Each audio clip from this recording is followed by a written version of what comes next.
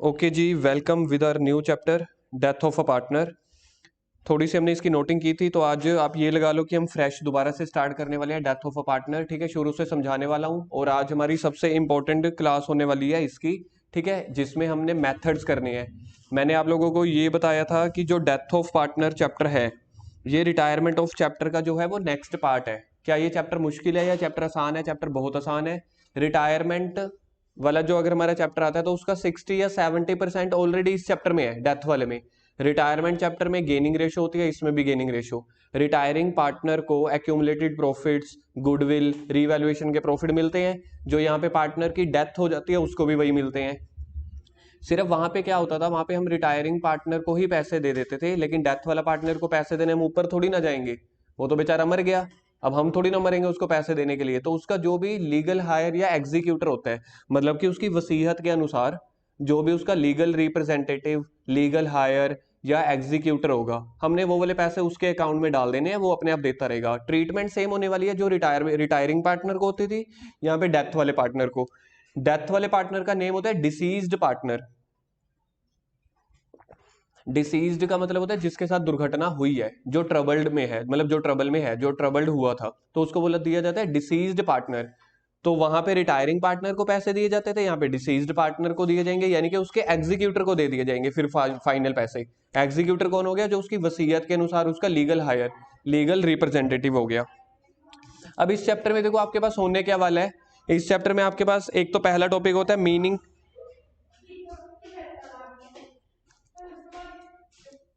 थोड़ा सा धीरे प्लीज। Good evening.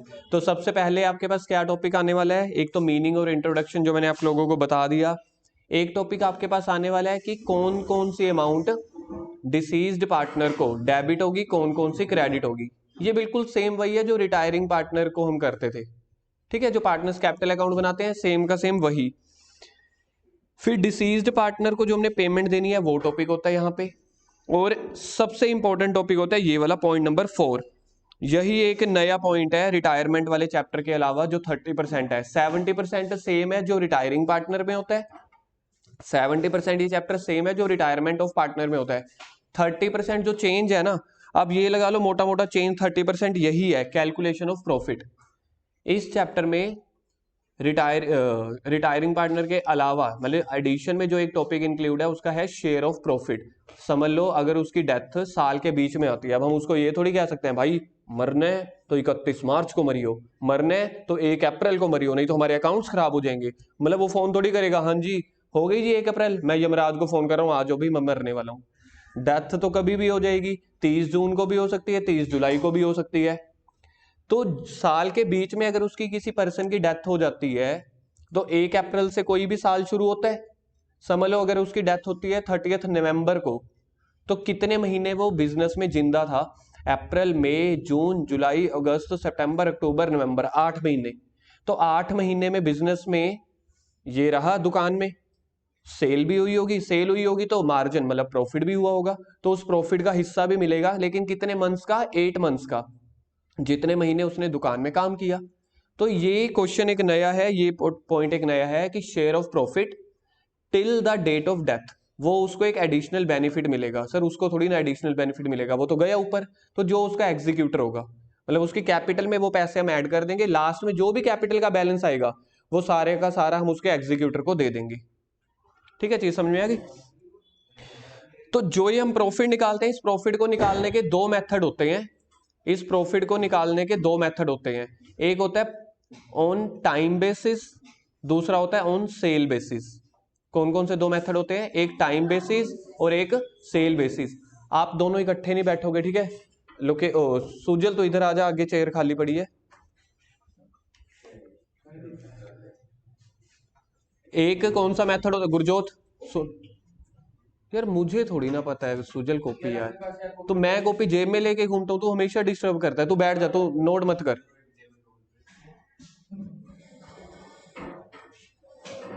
कौन कौन से दो मेथड होते हैं? ऑन टाइम बेसिस और ऑन सेल बेसिस। क्या चीज के ये मेथड है? जो उसकी डेथ हुई है ना उस डेट तक, मतलब साल कब से शुरू होता है जी? 1 अप्रैल से साल शुरू होता है, और कब तक? जब तक उसकी डेथ हुई है तब तक का उसका प्रॉफिट हम उसको देंगे। लेकिन उसका प्रॉफिट निकालने के ना दो मेथड होते हैं, एक टाइम बेसिस पे, एक सेल बेसिस पे। आज हमारा जो मेन टॉपिक रहेगा वो यही रहने वाला है। और उसके बाद अगर कोई गुडविल के पैसे उसको मिलने हैं, जैसे रिटायरिंग पार्टनर को गुडविल के पैसे मिलते थे, याद है किस रेशियो में मिलते थे? गेनिंग रेशियो में। क्या जर्नल एंट्री होती थी? Gaining partners capital account debit to sacrificing partners. Same entry होगी यहाँ पे भी, जो डेथ वाला पार्टनर है उसको पैसे मिलेंगे। और फिर सबसे लास्ट में आएगा फुल फ्लैज क्वेश्चन जो रिटायरमेंट में होता था, revaluation account, partners capital account और बैलेंस शीट।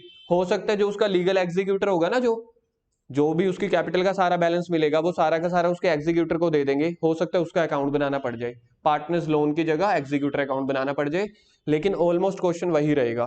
मतलब 70-80% ये चैप्टर वही है रिटायरमेंट वाला। अब एक बार के लिए हम ये देख रहे हैं कि नहीं नहीं नहीं, वो तो बिल्कुल छोटा सा 2 लाइनों का बनता है। मतलब उसकी कैपिटल का कितना पैसा, जैसे समझ लो ABC है, उसमें से A की डेथ हो गई तो A का पहले पार्टनर्स कैपिटल अकाउंट बना लेंगे, वो निकलेगा ना टू बैलेंस कैरी डाउन, जो लास्ट आंसर निकलता है वहां टू बैलेंस कैरी डाउन की जगह लिख देंगे टू एग्जीक्यूटर अकाउंट, और एग्जीक्यूटर को फिर हम पेमेंट कर देंगे एग्जीक्यूटर टू बैंक। बस इतना बनेगा, मतलब 2 या 3 लाइन होगा। पार्टनर्स लोन तो फिर भी ज्यादा बनता था पिछले चैप्टर में। अब हम सबसे पहले देख रहे हैं कौन कौन सी अमाउंट डिसीज्ड पार्टनर कौन सा हुआ? जो मर गया। कौन से पैसे उसको मिलेंगे, कौन से पैसे मतलब क्रेडिट करेंगे, कौन से डेबिट। तो उसको क्रेडिट कौन कौन से पैसे करने हैं? एक तो उसकी ओपनिंग कैपिटल जो आप उसका बैलेंस लगा हुआ है टू बैलेंस ब्रॉट डाउन वाला, बाय बैलेंस ब्रॉट डाउन वाला। एक उसको आपने गुडविल देनी है गेनिंग रेशियो में। एक आपने अगर कोई भी एक्यूमुलेटेड प्रॉफिट्स हो, P&L account, journal reserve, IFR, WCR, वो वाले सारे दे देना। उसके अलावा एक आपको मिलेगा ये जो मैंने पिंक हाईलाइट किया हुआ है, प्रॉफिट, जो भी अभी हमारा डिस्कस हुआ है, ऑन टाइम बेसिस या on sale basis till the date of his death, वो वाले उसको पैसे मिलेंगे। या कोई भी अगर उसको कोई सैलरी या कमीशन मिल रही हो, ये वो पैसे हैं जो पार्टनर्स कैपिटल अकाउंट में क्रेडिट साइड पे आएंगे। सर लेकिन आपने तो डेबिट साइड लिखे हुए हैं, ये मैंने पार्टनर्स कैपिटल अकाउंट नहीं बनाया हुआ, ध्यान से देखो, ये तो मैंने एक फॉर्मेट बना दिया। पहले मैंने अमाउंट क्रेडिट वाले लिख दिए, फिर अमाउंट डेबिट वाले लिख दिए। अगर पार्टनर्स कैपिटल होता फिर मैं ये वाली सारी चीजें बाय वाली तरफ लिखता। अब देखो मैंने यहाँ पे कहीं पे टू बाय नहीं लिखा ना, ये तो फॉर्मेट बनाया हुआ है, कौन से पैसे उसको डेबिट करेंगे कौन से क्रेडिट। एग्जैक्टली सेम है वही का वही पार्टनर्स कैपिटल अकाउंट। डेबिट क्या क्या पैसे करते हैं हम उसको, कोई लॉस ऑन रिवैल्यूएशन हो, कोई डेफर्ड रेवेन्यू एक्सपेंडिचर हो, गुडविल ऑलरेडी अपीयर्ड हो जिसको हम ओल्ड गुडविल बोलते हैं वो लॉस है, कोई ड्रॉइंग्स की अमाउंट है, कोई एडवर्टीजमेंट की, या कोई P&L अकाउंट का डेबिट बैलेंस, वो उसके अकाउंट को डेबिट कर देंगे यानी कि माइनस कर देंगे।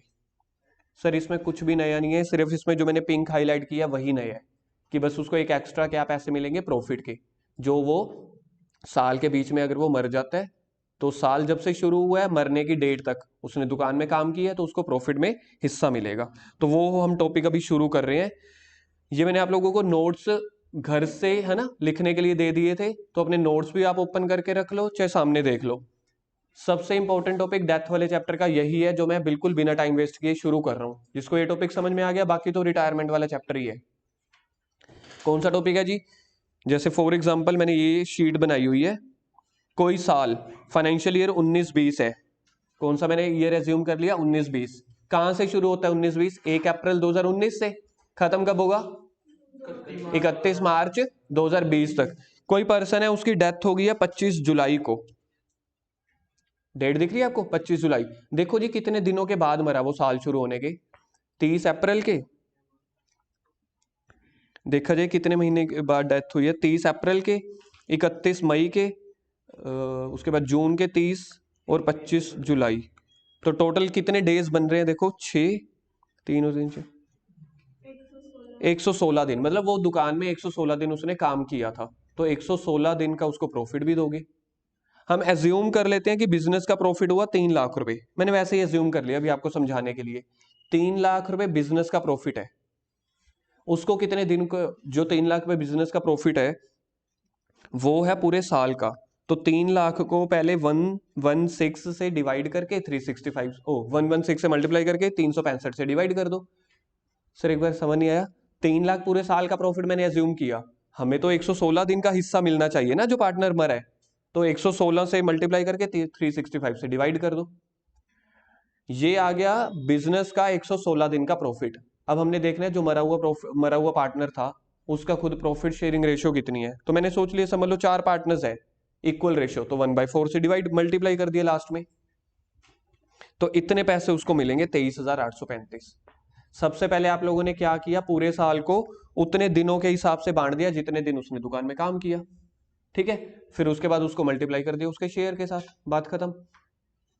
तो इसको बोलते होते हैं टाइम बेसिस मेथड। जब आप उसका प्रॉफिट निकाल रहे हो दिनों के हिसाब से या महीनों के हिसाब से, तो फॉर्मूला क्या बना, फॉर्मूला बना प्रॉफिट ऑफ द फर्म। ये देखो 3 लाख रुपए अभी अभी हमने माना था। फॉर्मूला क्या बन रहा है, कैसे उसका प्रॉफिट निकालेंगे, प्रॉफिट ऑफ द फर्म, पूरे फर्म का प्रॉफिट देख लो पूरे बिजनेस का 3 लाख रुपए। अब देखो कि उसने कितने दिन काम किया, नंबर ऑफ मंथ्स या डेज, तो 116 दिन काम किया और उसके बाद उसके शेयर से मल्टीप्लाई कर दो, तो ये उसको पैसे मिलेंगे। उसको पैसे मिलेंगे तो उसकी कैपिटल बढ़ जाएगी या कम हो जाएगी। अगर किसी को प्रॉफिट मिल रहा है, पैसा मिल रहा है, बढ़ जाएगी, तो बढ़ जाएगी तो कैपिटल उसकी क्रेडिट हो जाएगी। तो ये जर्नल एंट्री आपकी बन जाती है, this profit is credited to deceased partners capital account in the following 2 manners. अब उसको पैसे देने के 2 केसेस हैं। पहले देखो आपको ये समझ में आया, आज मैंने बिल्कुल शॉर्टकट तरीके से करवाया ताकि आप लोगों को नोटिंग करके आए, मेरे को सीधा समझाने का मौका मिल गया हो, ठीक है। पहले देखो मैंने क्या लिखा है, फर्स्ट एक बार फिर से हम फॉर्मूला देख रहे हैं, पूरे बिजनेस का profit into number of month या डेज जो भी दिए होंगे इनटू नंबर ऑफ इनटू उसका शेयर। देखा जाए बिल्कुल इजी फॉर्मूला है, profit of the business, profit multiply by number of days या मंथ जो भी क्वेश्चन में दिए होंगे मल्टीप्लाई बाय हिज शेयर।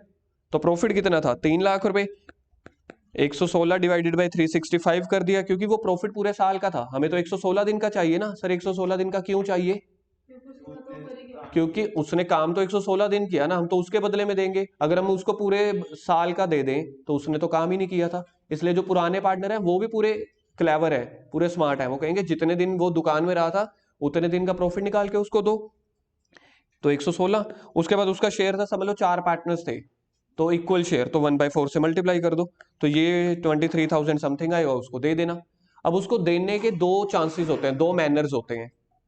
अब हमें देखना पड़ेगा क्या जो रिमेनिंग पार्टनर बच गए, क्या वो गेनिंग अपनी जो रेशियो है उसको चेंज कर रहे हैं कि बस उसको डेथ वाले पार्टनर को उड़ा दिया और सेम ही चला रहे हैं। मतलब 2 ही चीज चांस हो सकते हैं ना, या तो अपनी रेशियो चेंज कर रहे होंगे या नहीं कर रहे होंगे।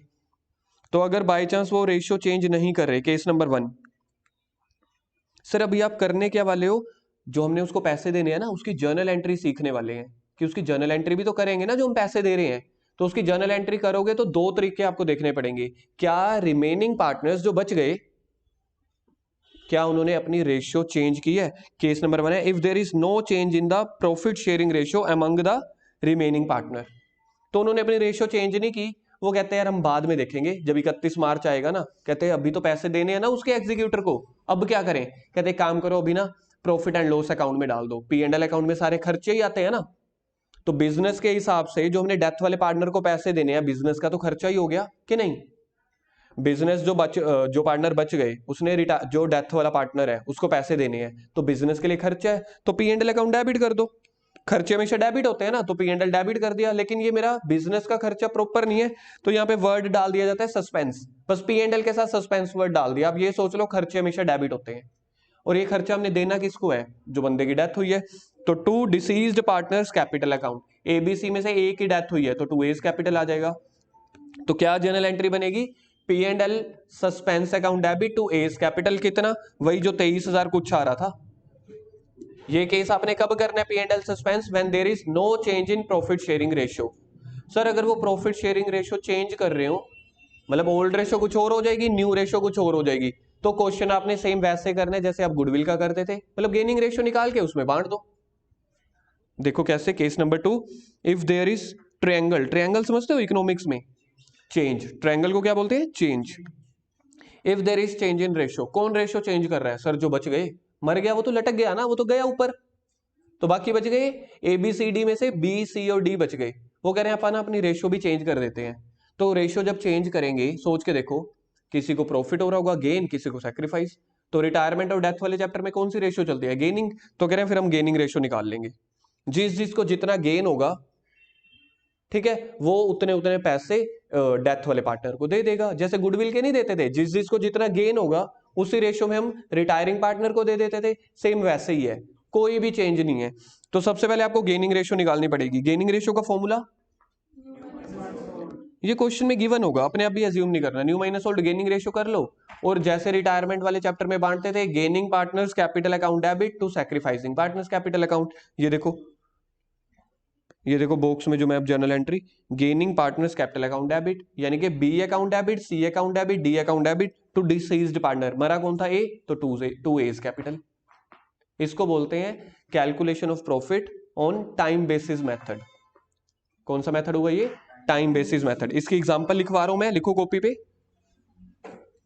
ये जो आपने नोट्स लिखे थे, नोट्स वाली जगह पे ही लिखे थे ना, अभी हमारे क्वेश्चंस तो शुरू ही नहीं हुए ना। इसी के नीचे एग्जांपल लिखो एक, इसी के नीचे एक एग्जांपल लिखो, प्रॉफिट ऑफ लास्ट 3 इयर्स। अभी आपको पता चल जाएगा ये क्या हम कर रहे हैं। Profit of last 3 years 30,000, 20,000 and 10,000।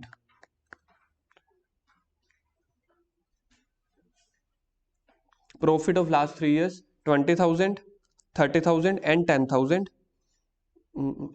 Old ratio 3:1। बीज डेथ, बी की हो गई डेथ, ठीक है जी। और प्रॉफिट हो गया B's death on 30 July 15 60 20 4 April May on 31 July 2022। Calculate B's share of profit, calculate B's share of profit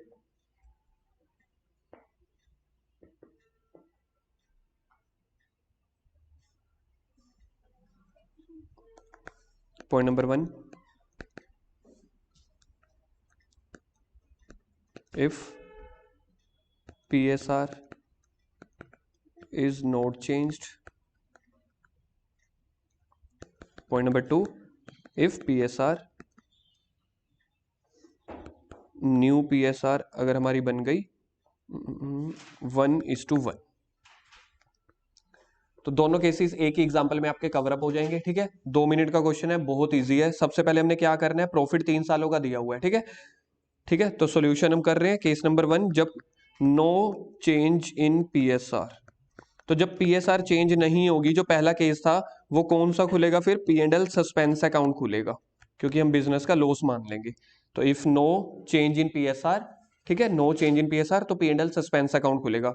सबसे पहले एवरेज प्रॉफिट निकालो, कितना बनेगा? 30,000 प्लस 30,000 प्लस 20,000 प्लस 10,000, ये हो गया 60,000। 60,000 को 3 से डिवाइड कर दो तो एवरेज प्रॉफिट आ गया 20,000। ये तो बिजनेस का प्रॉफिट है पूरे साल का, फुल ईयर्स बिजनेस प्रॉफिट है ये। हमें बिजनेस के प्रॉफिट से लेना देना नहीं है, हमें तो बी के प्रॉफिट से लेना देना है। ये बी बिजनेस का प्रॉफिट आ गया। अब बीज प्रॉफिट, 20,000 का जो प्रॉफिट है वो पूरे साल का है। अब देखो जो बंदे की डेथ हुई है, कौन सी डेट पे डेथ हुई है देखना, 31 जुलाई। तो कितने महीनों के बाद जुलाई डेथ हुई है? 4 अप्रैल मई जून जुलाई। तो इंटू 4/12 कर दो। सर यहाँ पे मंथ नहीं कर वहां यहाँ पे नंबर ऑफ डेज नहीं कर सकते। यहाँ पे जब पूरी डेट है तो इजी रखो। जब बाय चांस क्वेश्चन में अटरम पटरम डेट दी होगी 29 अगस्त को या कुछ, तब आपको डेज ही निकालने पड़ेंगे। तो ये तो हो गया, ठीक है। उसके बाद बी का शेयर कितना था देखो, जिसकी डेथ हुई थी उसका शेयर से मल्टीप्लाई करोगे ना, 2/6। सर एक बार फिर से, पूरे साल का प्रॉफिट, हमें पूरे साल के प्रॉफिट से थोड़ी ना लेना देना है, हमें 31 जुलाई तक का प्रॉफिट है, तो इंटू 4/12, और जो बी का हिस्सा बनता है उससे मल्टीप्लाई कर दो। देखना ये सोल्व करके क्या आएगा, 20,000 इंटू 4/12। यार मैंने ना कैलकुलेशन देखना पॉइंट्स वाली ले लिया है ना।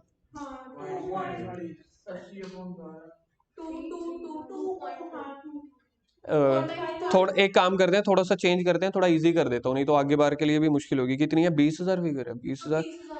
नहीं नहीं, एक काम करो, इसको ना 31 जुलाई को 30 जून कर लो, 31 जुलाई को कट करके ना 30 जून कर लो, तो थोड़ा सा इजी हो जाएगा।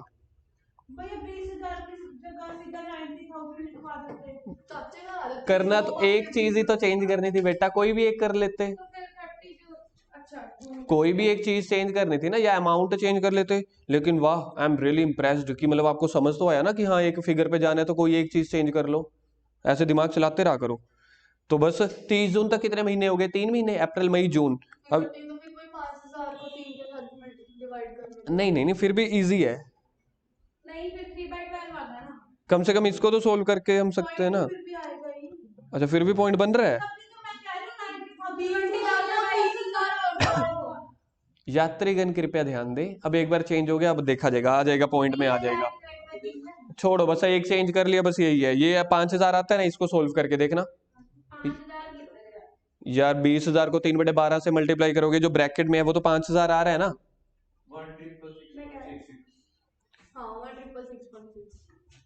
पूरा सोल्व करके, ठीक है, 1.66।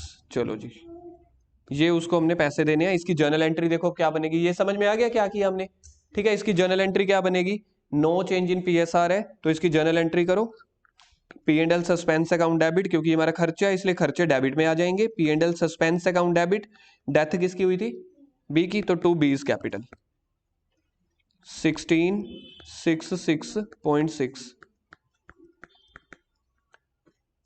ठीक है जी, केस 1 ये होता है आपका कि जब आपने उसको पैसे देने, जब पार्टनर्स कैपिटल अकाउंट हम बना रहे होंगे, पार्टनर्स कैपिटल अकाउंट, तो by P and L suspense लिख के बी को क्रेडिट कर देंगे। जब पार्टनर्स कैपिटल अकाउंट हम ये बनाते हैं, ठीक है, तो इधर लिख देंगे by P and L suspense account, जो बी का क्रेडिट होगा उसको यहाँ पे लिख देंगे ऐसे। पार्टनर्स कैपिटल अकाउंट जैसे हम बनाते हैं, क्रेडिट वाली साइड बाय पे नहीं आएगा जब पार्टनर्स कैपिटल अकाउंट बनाएंगे। ये देखो बेटा, ये तो जर्नल एंट्री है ना। चलो कोई बात नहीं,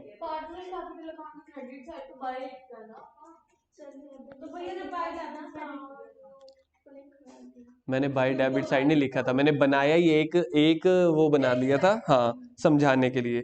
मुझसे गलती हो गई, मुझे माफ कर दो कि मैंने पार्टनर्स कैपिटल अकाउंट भी समझाना चाहा। केस नंबर 2, केस नंबर 2 में इफ चेंज इन रेशियो, अगर आपकी प्रॉफिट शेयरिंग रेशियो चेंज होती है, if change in profit sharing ratio. अब इसमें आपको क्या निकालना पड़ेगा जी? इसमें आपको गेनिंग रेशियो निकालना पड़ेगा। ये आपका मेथड बोलता है, बुक वाले बोलते हैं कि जब पीएसआर चेंज हो गई तो किसी को प्रॉफिट होगा, किसी को लॉस होगा। अब पैसे तो देने हैं, अब बिजनेस थोड़ी पैसे देगा, जिसको प्रॉफिट हुआ वो बंदे पैसे दे देंगे डिसीज्ड वाले को। ओल्ड रेशियो क्वेश्चन की क्या थी? 3:1। न्यू रेशियो क्या है? डेथ किसकी हुई थी? बी की, 1:1। चलो जी, गेनिंग निकालो। गेनिंग का फॉर्मूला न्यू माइनस ओल्ड, पहले निकाल लो ए की। ए की न्यू रेशियो है 1/2 माइनस 3/6। ये मेरे को लगता है 0 आ जाएगा यार, 3/6/2। ये इसको सोल्व करो, मेरे को लग रहा है 0 आएगा, है ना? 0, 3 - 3 नहीं, 6 - 6। और ए के बाद सी का निकाल लो। सी की देखो न्यू रेशियो क्या है, सी की 1/2, ओल्ड क्या 1/6, ये आ गया 12। 2/12, 2/12 को अगर आप काट दोगे 1 नहीं,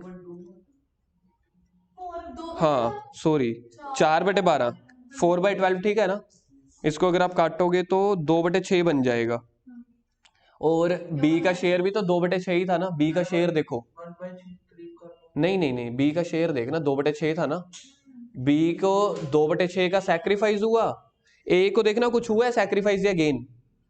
इस क्वेश्चन में ए को कोई गेन सैक्रिफाइस नहीं हुआ। जैसे गुडविल में भी वो पैसे नहीं देता था, यहाँ पे भी पैसे नहीं देगा। सारा का सारा गेन किसको हुआ? सी को, तो सी पैसे देगा। क्या जर्नल एंट्री बनेगी? C debit to B credit. C to B कितना अमाउंट थी वो? ये लो जी, ये लो, C is capital to B is capital. Gaining to sacrifice, goodwill वाली एंट्री तो की है सेम, गेनिंग रेशियो वाली। जिसको प्रॉफिट हुआ वो पैसे भी देगा। फिर क्या अमाउंट थी? 16 कुछ थी, 1,666.6। ये आपका प्रॉफिट बेसिस का पहला मेथड खत्म हो गया जी। ठीक है, ऐसे प्रॉफिट, ऐसे क्वेश्चन आएंगे पेपर में कि जब आपको मेथड दे देंगे। अब अपनी बुक ओपन करो,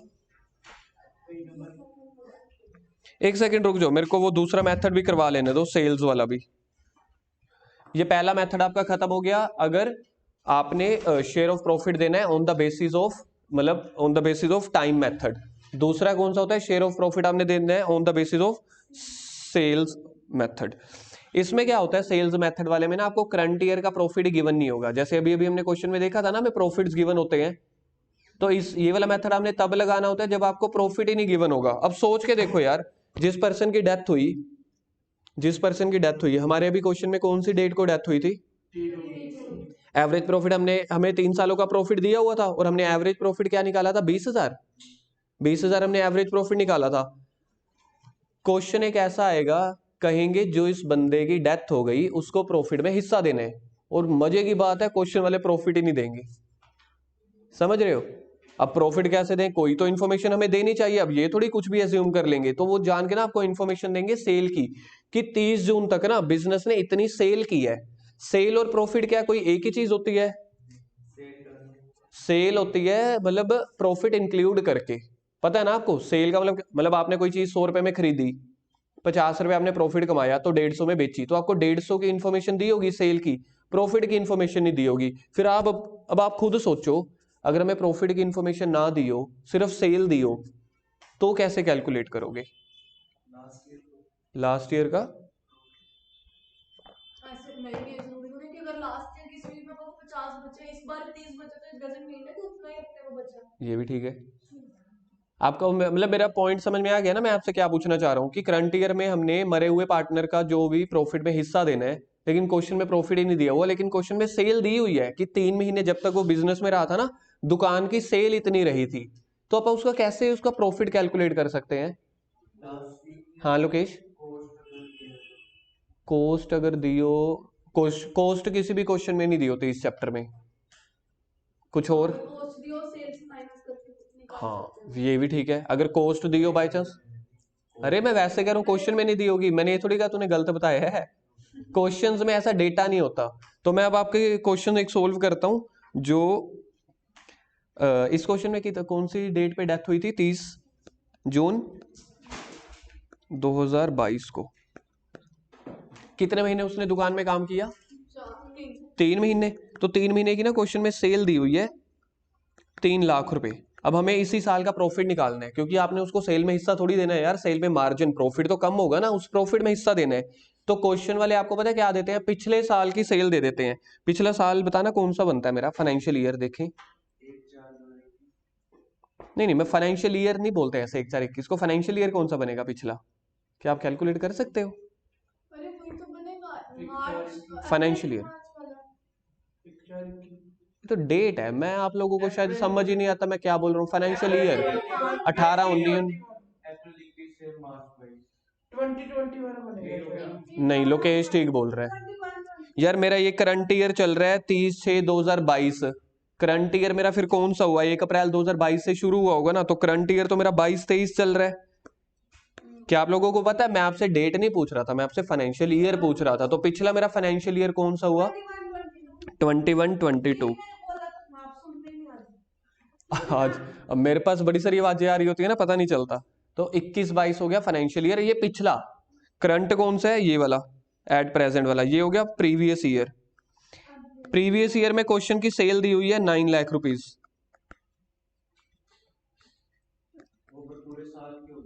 हाँ मैं बता रहा हूँ, और पिछले चेंज कर दिया मैंने। और पिछले साल का प्रॉफिट है जी, प्रॉफिट है 12 लाख। पिछले साल का प्रॉफिट है 4,80,000। बस क्वेश्चन में ये इन्फॉर्मेशन देते हैं। अब आप मेरे को बताओ, मैं थोड़ी देर सो जाता हूँ, इस साल का प्रॉफिट कैसे निकालें, ये क्वेश्चन है। हाँ रेशो के हिसाब से निकाल सकते हैं, बिल्कुल ठीक बोल रहे हो, लेकिन रेशो निकालो। बहुत बढ़िया, निकालो।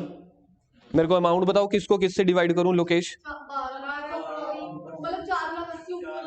4,80,000 ऊपर होएगा upon 12 into 3।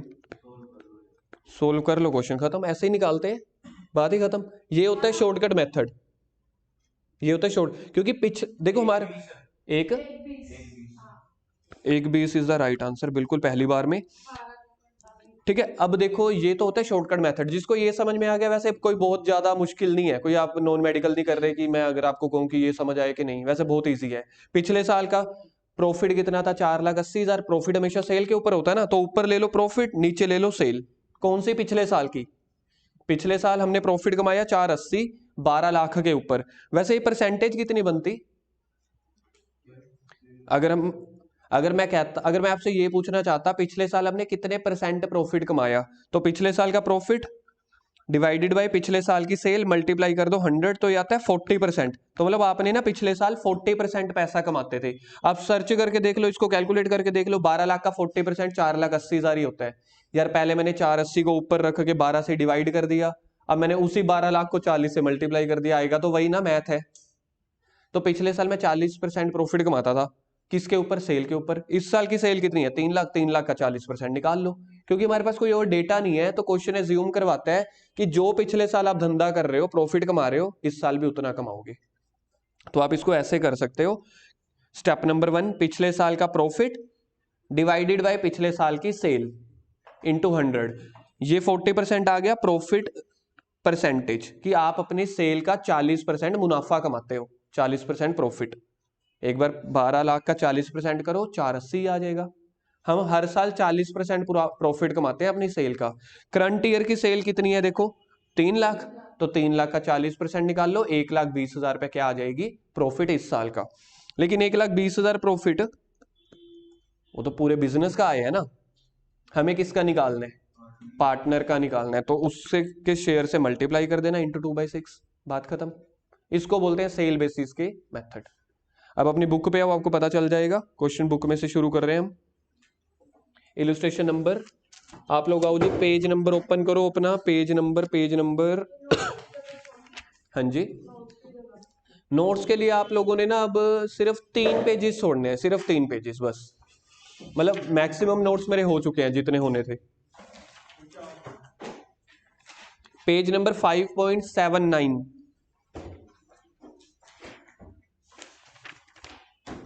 Page number 5.79।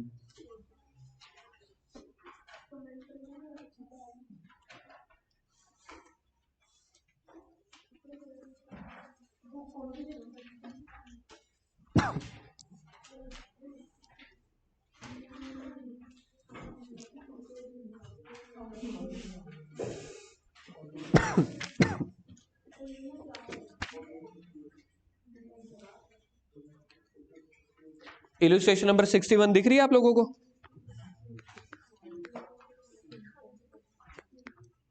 Page number 5.79, illustration number है 61। XYZ are partners in a firm. ये हम पहले ना सेकंड वाला मेथड कर रहे हैं बुक में से, फर्स्ट वाला मेथड बाद में करूंगा। सेकंड वाले मेथड का नेम याद है क्या था? Sale basis. पहले मैं इसी का क्वेश्चन करवा रहा हूं, सेल बेसिस। बस जी, फिर आपको फिगर्स नहीं याद रहती, बाद में पूछते हो क्या पूछा है। XYZ वाला क्वेश्चन देखो, XYZ are partners in a firm sharing profit and losses in the ratio of 2:1। Old ratio लिखवाओ मुझे। ओल्ड रेशियो हो गई आपकी 2:1 XYZ। आगे पढ़ो। Firm closes its books on 31 March. हमें पता है वाई की डेथ हुई, XY, वाई डेड हो गया। वाई की डेट बताना है डेथ की, 24 जून। अब इसके डेज निकालो, कितने दिन बाद बेचारा परलोक सिधार है?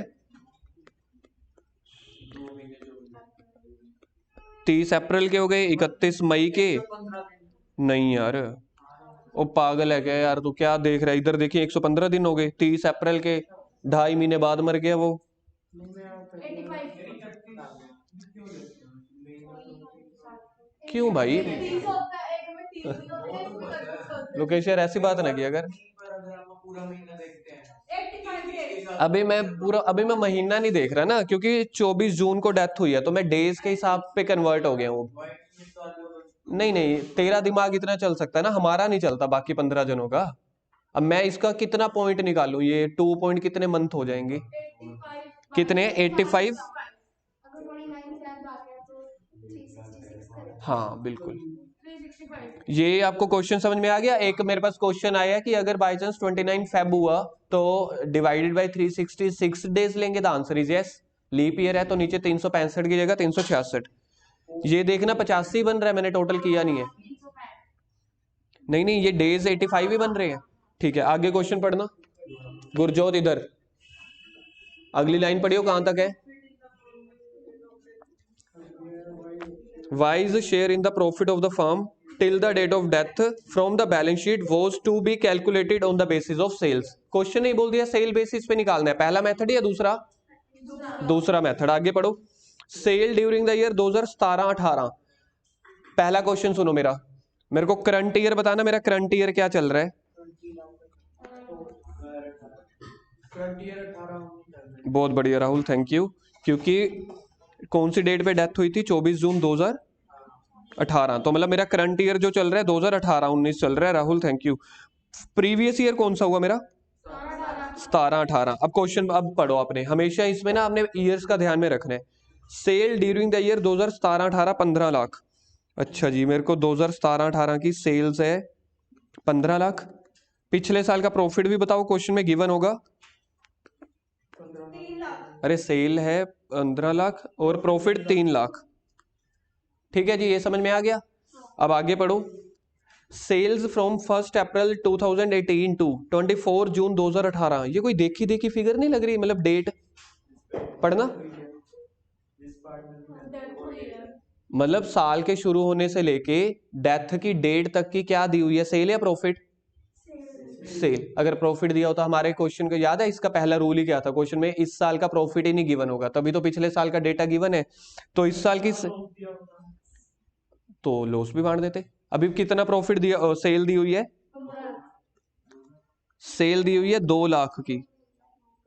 2 लाख की है यार, 2 लाख की सेल्स है। आगे on wise death goodwill of the firm.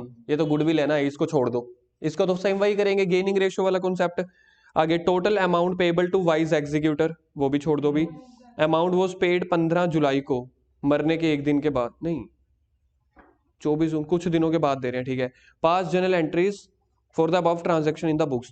पहला क्वेश्चन अब एक और सुनो, क्या क्वेश्चन में पीएसआर चेंज है कि नहीं है? क्योंकि अगर बाय चांस पीएसआर चेंज हुई, अब आप मेरा मतलब अब मेरी दुविधा समझना, अगर क्वेश्चन में प्रॉफिट शेयरिंग रेशियो चेंज हुई तो कैसे सोल्व करते थे?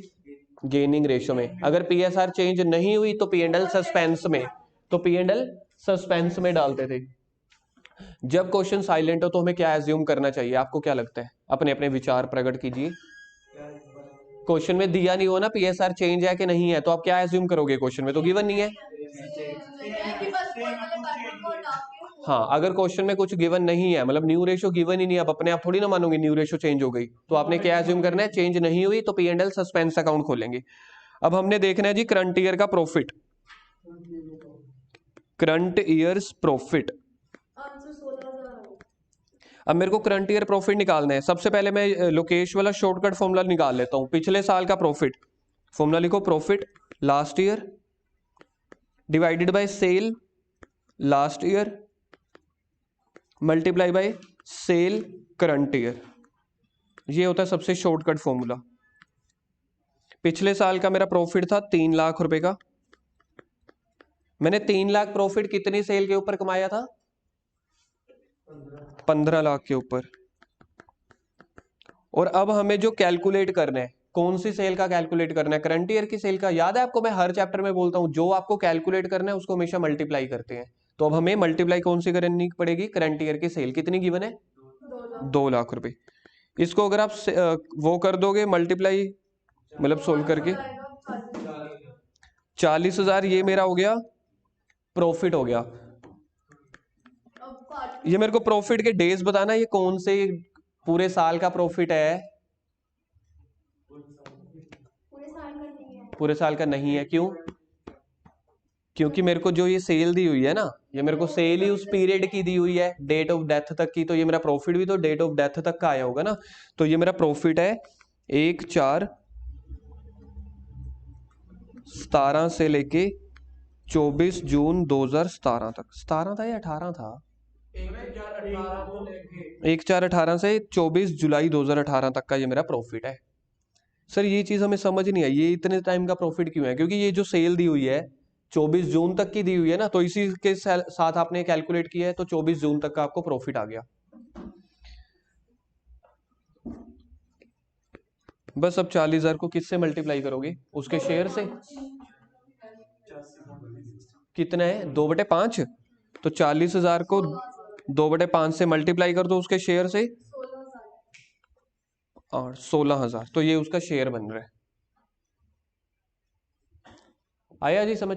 लास्ट ईयर का profit divided by last year की सेल, मल्टीप्लाई कर दो करंट ईयर की सेल, तो वो प्रॉफिट आ गया करंट ईयर की डेट तक का। ये तो प्रॉफिट बिजनेस का आया है ना, उसको शेयर से मल्टीप्लाई कर दो, तो जो डेथ वाला पार्टनर है उसका ये आ गया।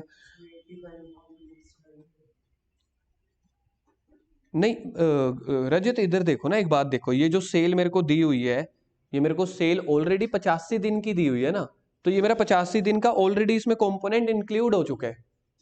समझ रहे हो? क्योंकि ये मेरी जो सेल है 2 लाख रुपए, ये 1 अप्रैल से लेके 24 जून तक की है, 85 डेज की। तो जब मैंने इसको सोल्व किया तो उसमें 85 डेज ऑलरेडी आ चुका है।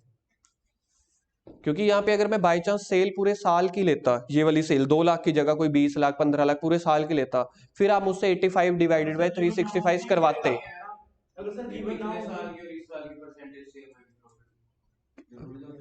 इसमें पर अज्यूम ही तो कर रहे हैं, वैसे एक्चुअल लाइफ में नहीं होता। नहीं नहीं, कभी भी नहीं होगा।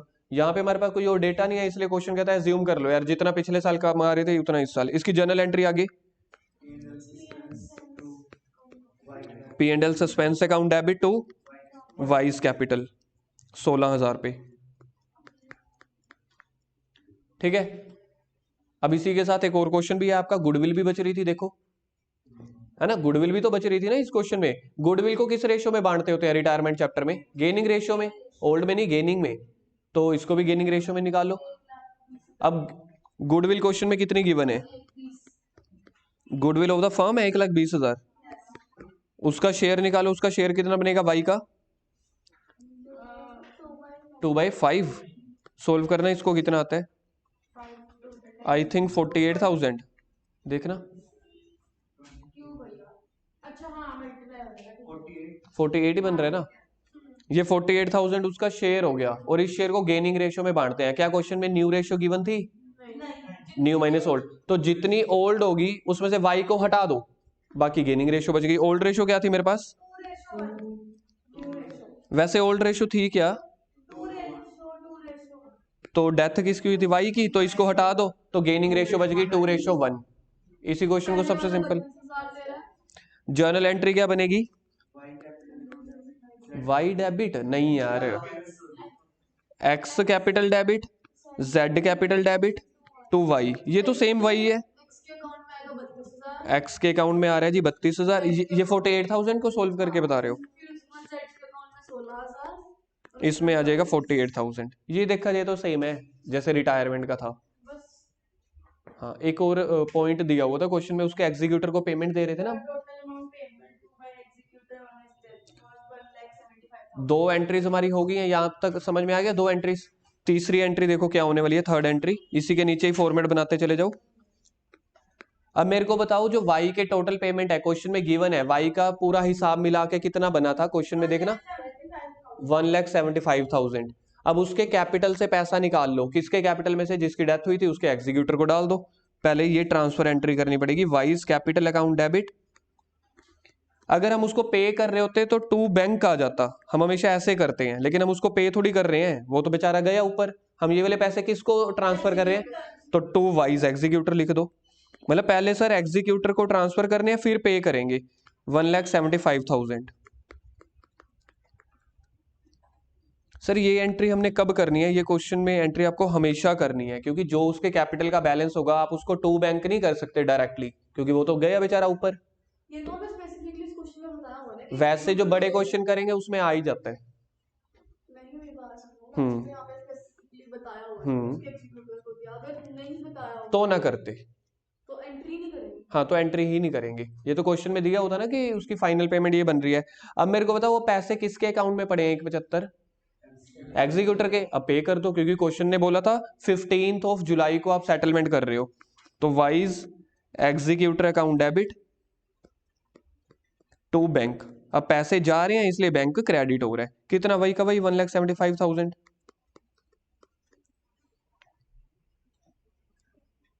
ये सेल बेसिस वाले आपके क्वेश्चन खत्म हुआ है। इसके बाद हमने करना है प्रॉफिट बेसिस वाला, टाइम बेसिस वाला। आज तो हाँ जी, खत्म करो आज तो। क्यों बहुत तो ज्यादा है। नहीं हुआ? ध्यान से देखो अपनी घड़ी, पूरे 6 मिनट पढ़ो। पूछो कोई, कशिश को समझाओ। आगे मेरे को time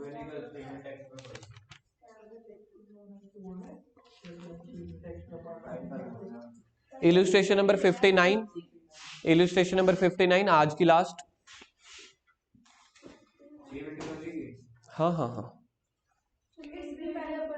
ABC are partners in a firm whose books are closed on 31st March.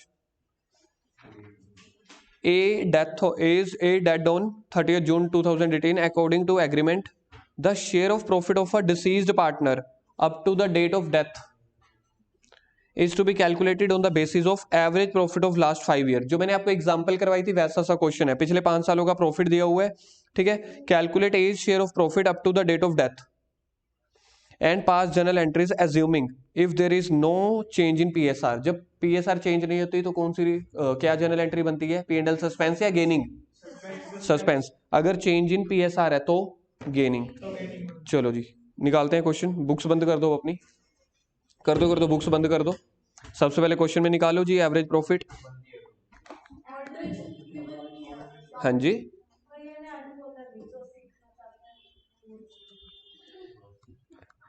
निकालो जी एवरेज प्रॉफिट, देखना कितना आता है।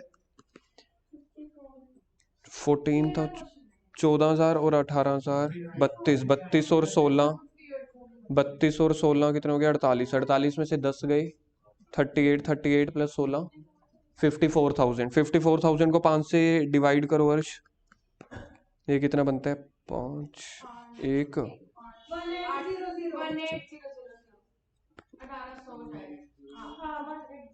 18,000। ये 18,000 बिजनेस का एवरेज प्रॉफिट हो गया। भैया 1800 नहीं आएगा, 5 बंदा 5 5 8 द 40 2 0 ना 1800 ही नहीं आएगा भैया आराम से।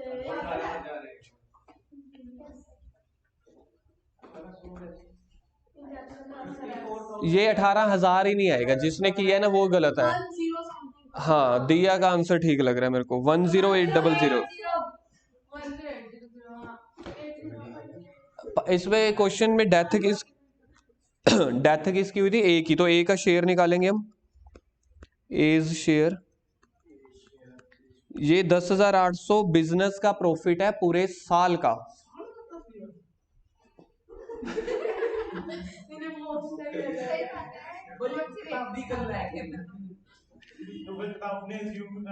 तो 10,800 में एवरेज प्रॉफिट निकाला ना, 5 सालों का एवरेज, तो ये साल का प्रॉफिट है। लेकिन पार्टनर कितने दिन दुकान में काम किया? पार्टनर ने 30 जून को डेथ हुई, तो कितने महीने पार्टनर ने काम किया? 3 मंथ्स।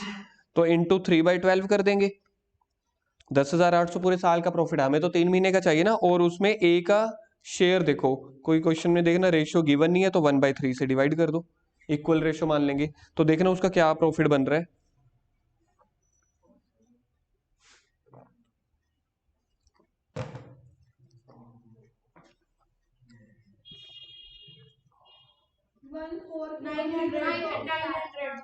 सोल्व करके ठीक है 900, बस उसका शेयर निकल गया।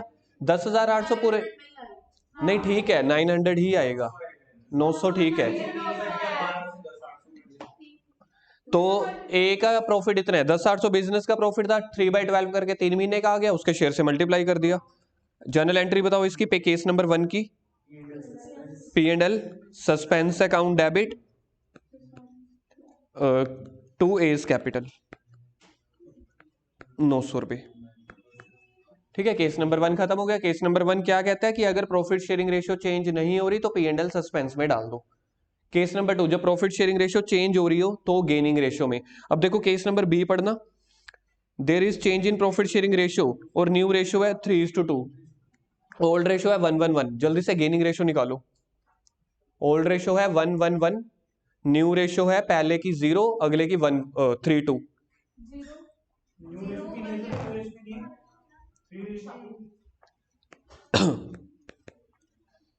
ओल्ड रेशियो है 1:1:1, न्यू रेशियो है 3:2। गेनिंग किस किस की निकालेंगे? बी और सी की। गेनिंग पहले बी की, न्यू माइनस ओल्ड, 3/5 माइनस 1/3, ये आ जाएगा 1/5 नहीं,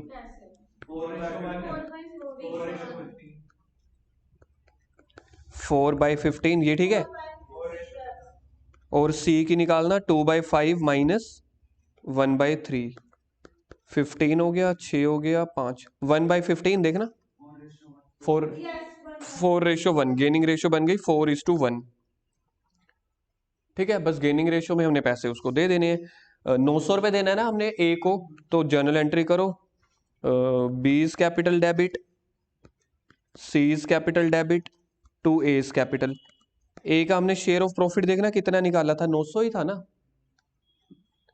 ए का शेयर ऑफ प्रॉफिट देखना 900 रुपये है। 900 को अब 4 और 1 रेशियो में डिवाइड कर दो। 900 इंटू पहले वाला 720 दे रहा है। पहले वाला 720 देगा, दूसरे वाला 180। इसके नीचे बनाओ partners capital account, journal entry खत्म, पार्टनर्स कैपिटल अकाउंट एबीसी का, जैसे रिवॉल्यूशन अकाउंट में उसमें बनाते थे पिछले वाले में।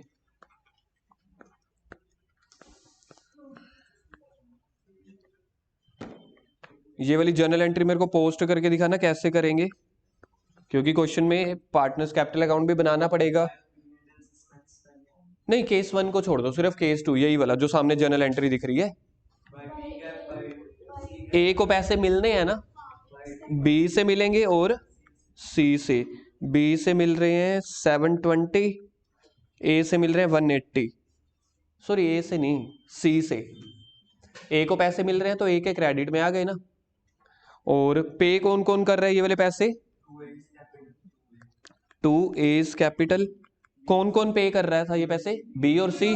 बी कितना डेबिट कर रहे हैं? बी को 720 से 180। Okay, thank you. नया टॉपिक एक तरह से डेथ का खत्म हो गया। अब अगली बार इसके क्वेश्चंस आने वाले हैं, बस 2-3 एक दिन और चलेगा, चैप्टर खत्म हो जाएगा। इजी चैप्टर है।